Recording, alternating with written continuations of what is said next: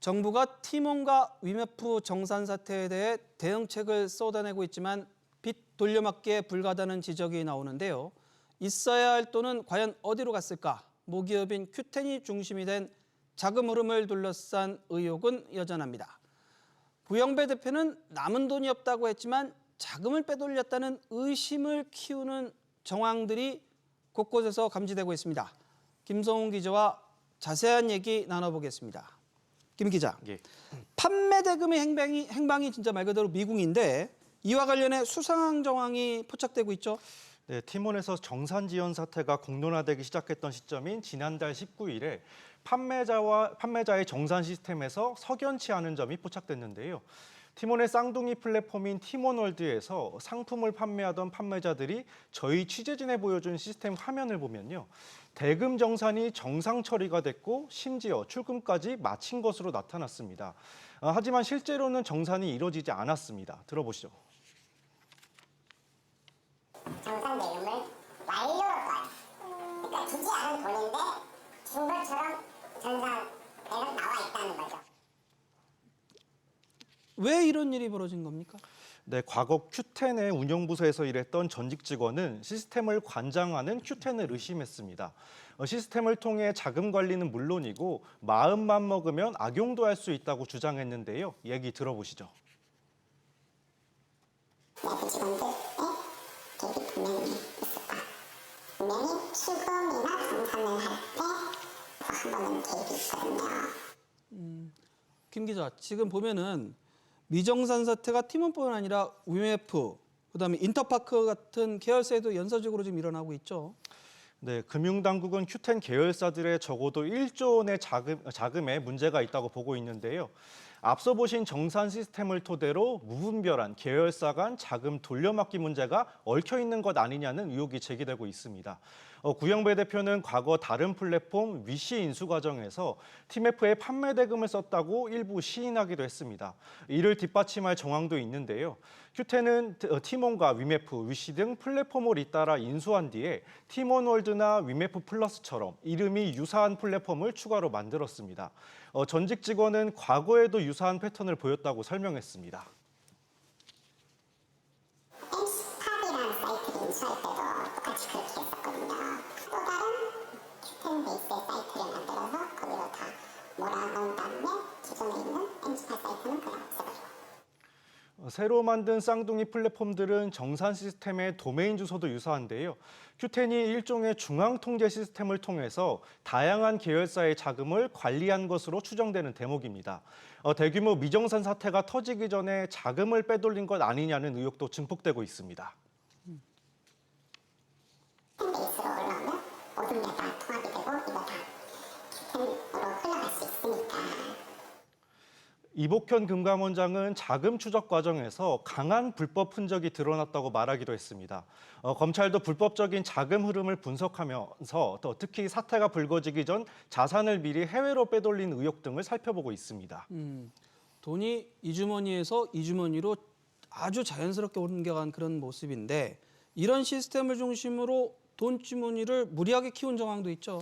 네, 판매업체들은 큐텐이 아까 말씀드린 쌍둥이 플랫폼을 만들면서 이곳에 입점하도록 유도했다고 주장하고 있습니다. 제휴은행에서 선정산 대출의 한도를 늘려주는 등 인센티브를 줬다는 겁니다.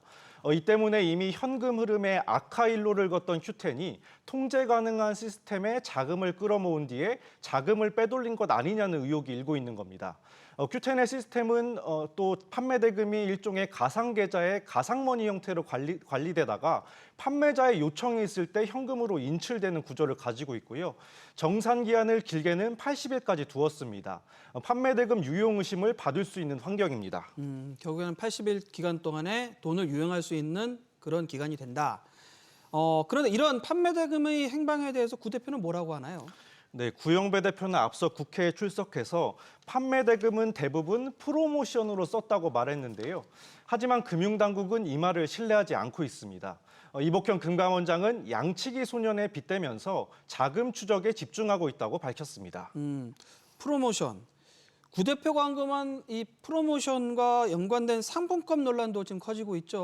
네, 그렇습니다. 티몬과 위메프에선 미정산 사태가 터지기 직전인 6, 7월에 높은 할인율의 상품권 프로모션을 진행했습니다.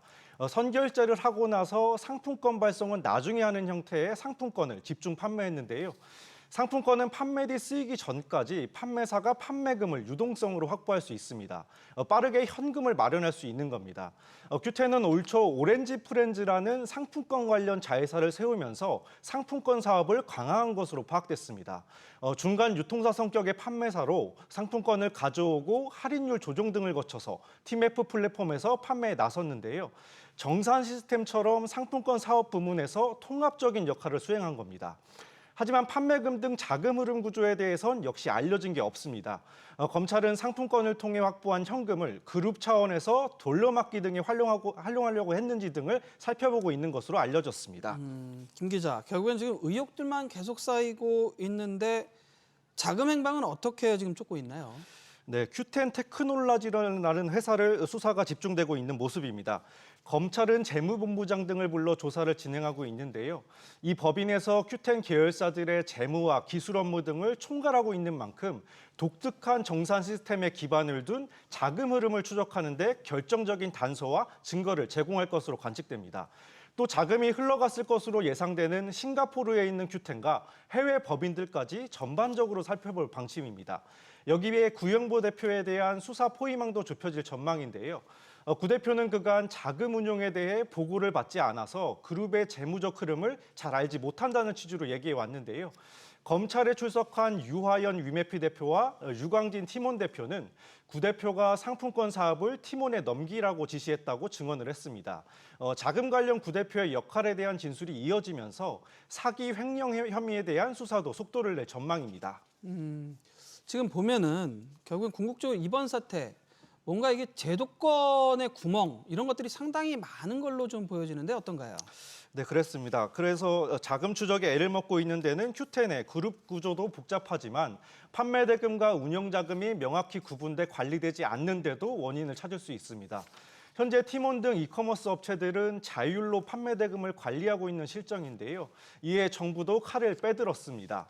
먼저 이커머스 업체가 제3의 기관이나 계좌에 판매 대금을 별도 관리하는 걸 의무화하고요. 또 판매 대금의 일정 비율은 예치하거나 지급 보증보험으로 관리되도록 안전장치를 걸었습니다. 판매 대금의 유용에 대해서도 과징금 부과 등 제재 근거를 둘 계획입니다.